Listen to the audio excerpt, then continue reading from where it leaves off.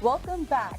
So now with us we have Kushi Kaur, who's going to tell us about how you can benefit the most from your beauty sleep by changing what you sleep on. So welcome to the studio, Kushi. Thank you so much for having me.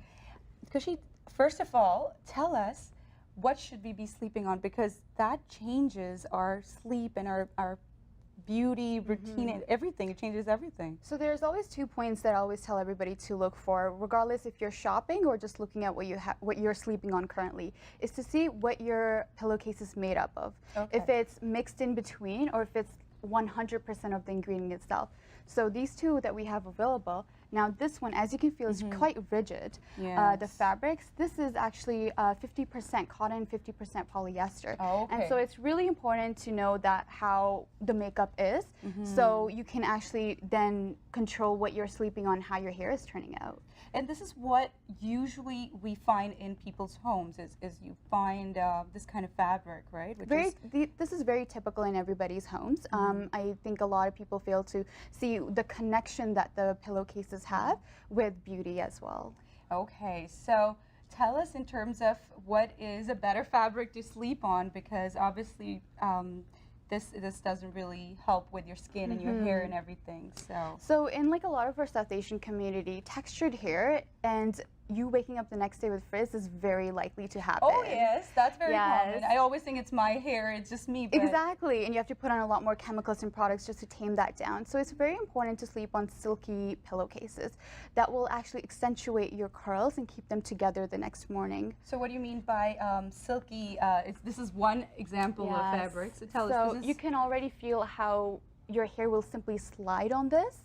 So when you're moving and turning while you're sleeping, your hair will simply slide across, and that can only happen through silky products such as satin and silk.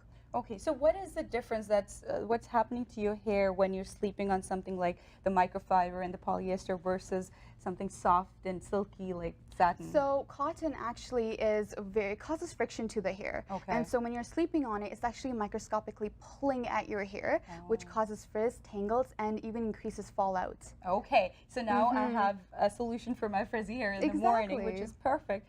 But also for skin, and that is something, problems with acne, and you have a story as well where this is the reason why you got into the industry, is acne is a common problem, and this could be a problem.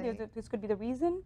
So I've actually suffered from acne for 9 years, and I always wondered exactly how I can decrease it from changing something from my lifestyle.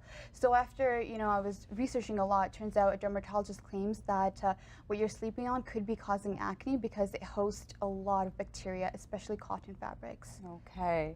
So how often should we be changing or washing our pillows? So because there's so much bacteria buildup, it can cause wrinkles, skin problems, and even reactions. So in order to decrease that, you have to be washing it every few days. Every few days is as in like every 2 to 3 days. Yes, yes. Okay, that's not so bad. Like changing it every day, that's probably a little hard for most people because everybody's just so busy in their lives. So that might be a little hard. But changing it every 2 to 3 days is not so bad. But even that, staying on top of it becomes challenging when you're super busy. So exactly, when you're a student, and that's kind of how I got into the industry as well, because of these statistics, and I wanted to make it easier as well. Okay. Yeah, and so you know what the thing is, the fabric actually, cotton especially, absorbs a lot more oil from your face, and so when you're sleeping on it, it's absorbing oils from your body, chemicals from your hair, and putting it back onto your face, waking up with pimples.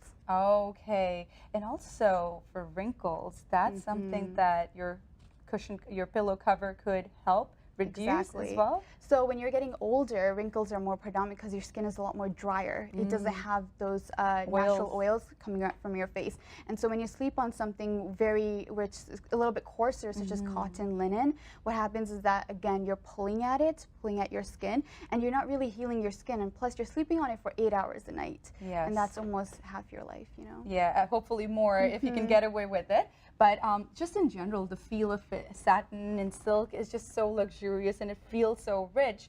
And it just doesn't have to be for women, right? Yes. When you're sleeping with a partner, you want them to enjoy that too. And does it have different benefits for men, or is it the same? It's actually so much more easier for men because they can only do so much when they wake up in the morning. So for them to wake up a lot with their hair less frizzier, like I would suggest them buying this one as well for your partner, so they can wake up as beautiful as you. Okay. We don't want to get into competition there, but yeah, obviously we want to be looking more beautiful. For sure. Are there any common questions that you get from people that buy your product? Yeah, so a lot of them comes from like how often I should be changing it, and a lot of people are shocked that you should be changing it on such a regular basis. And a lot of people don't associate some of their skin problems at their pillowcases, and that's something they should be looking forward to. When you're sleeping, you should be in love with what you're sleeping on, and let that help you get your results. This is fabulous, and you started your own business, and you've done pretty well, and in a short period of time. So tell us, if you had to say one thing, and this is a very unique product that you've created.